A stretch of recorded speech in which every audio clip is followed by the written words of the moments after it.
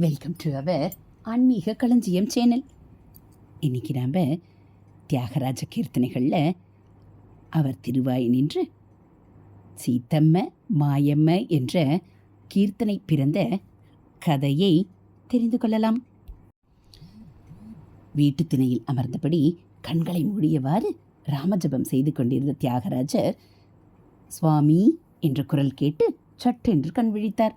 எதிரே ஒரு வயதான தம்பதி, அருகே கூப்பிய கரங்களுடன் ஒரு இளைஞன். மெல்லிய குரலில் அந்த முதியவர் பேச ஆரம்பித்தார்.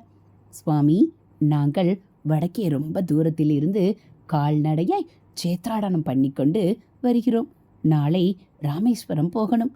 இன்று ஒரு ராத்திரி மட்டும் உங்கள் கிரகத்தில் தங்கிவிட்டு காலை பொழுது விடிந்ததும் கிளம்பிடுறோம். தயவு செய்து ஒத்தாசை பண்ணணும் என்று கம்மிய குரலில் பேசினார் அவர். வயதான அந்த தம்பதியின் அழுக்கு படிந்த உடைகள், முகங்களில் தெரிந்த களைப்பு, வாட்டம் மற்றும் பேச்சில் தெரிந்த ஆயாசம், இவற்றை எல்லாவற்றையும் தாண்டி அம்மூவரின் முக லாவண்யமும் தெய்வீக அம்சமும் தியாகராஜரை என்னவோ செய்ய அவருக்கு ஒருவித பக்தி மயக்கம் ஏற்பட்டது. ஒரு கணம் நிலை தடுமாறியவர் பின் மெலிதான புன்னகையுடன் இரு கரங்களையும் கூப்பி அவர்களை வணங்கினார். அதற்கென்ன, பேஷாய் தங்கலாம். இரவு போஜனம் பண்ணிட்டு நிம்மதியாய் தூங்குங்கோ. அவர்களை உள்ளே அழைத்து சென்று அமரச் செய்தவர் பின் அடுக்கழையை நோக்கி உரத்த குரலில், கமலா, குடிக்க தீர்த்தம் கொண்டு வா என்று கூப்பிட்டார். அடுத்த கணம் தீர்த்த சொம்பு சகிதம் அங்கே வந்த கமலாம்பாளின் கண்கள் அங்கு அமர்ந்திருந்த புதியவர்களைக் கண்டு வியப்பில் விரிந்தன. யார் இவர்கள் என்று யோசித்த கமலா, கமலா என்ற தியாகராஜனின் குரல் அவளை தட்டி எழுப்பியது. கமலா, இவர்கள் நமது விருந்தாளிகள். இன்று நமது கிரகத்தில் தங்கப் போகிறார்கள். இரவு உணவை இவர்களுக்கும் சேர்த்து தயார் செய் என்று சொன்னார். தீர்த்த சொம்பை அவளிடமிருந்து வாங்கியவாறே இயல்பாய் பேசினார் அவர். அடடா, வீட்டில் 2 பேர்களுக்கு போதுமான அரிசியே இல்லை. இப்போது 5 பேர்களுக்கு உணவு தயாரிக்க வேண்டுமானால் அரிசிக்கு என்ன செய்வது? பக்கத்து வீட்டுக்கு சென்று அரிசி வாங்கி வர வேண்டியதுதான்.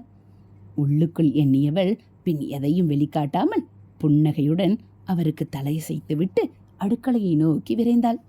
போன வேகத்திலேயே அங்கிருந்த பாத்திரங்களில் ஒன்றை கையில் எடுத்தவள் பின் அதை யார் கண்ணிலும் படாமல் இருக்க புடவையால் மறைத்தவாறு அங்கிருந்து வெளியே வந்த அக்கணம் அந்த சிறிய கூடத்தில் அமர்ந்திருந்த அந்த முதியவரின் குரல் அவளை தடுத்து நிறுத்தியது. அடடா, எங்கே செல்கிறீர்கள் அம்மா? எங்களுக்காக சிரமப்பட வேண்டாம்.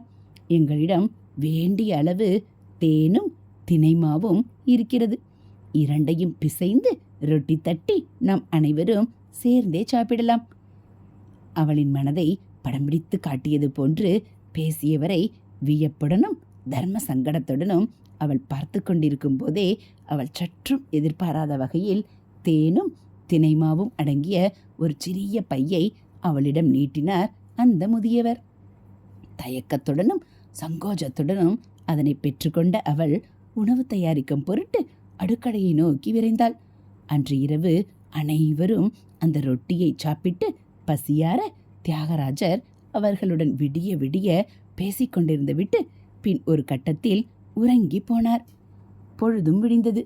காலை கடன்களை முடித்துவிட்டு கூடத்தில் அமர்ந்து வழக்கம் போல கண்களை மூடியவாறு ராமநாமத்தை ஜபித்தவாறு இருந்த தியாகராஜர் குரல் கேட்டு கண்களை திறந்தார்.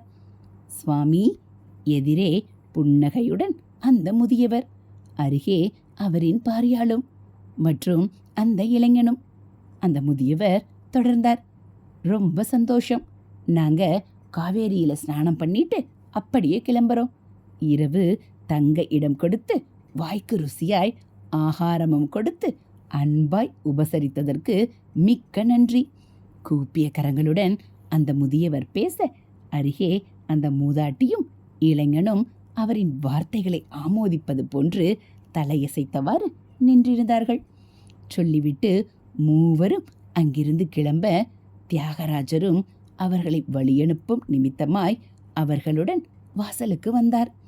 அவர்கள் மூவரும் வாசலை கடந்து தெருவில் இறங்கி நடக்க ஆரம்பிக்க அவர்கள் செல்வதையே கண் இமைக்காமல் பார்த்தவாறு நின்றிருந்த தியாகராஜரின் கண்களில் சட்டென்று ஒரு தெய்வீக காட்சி.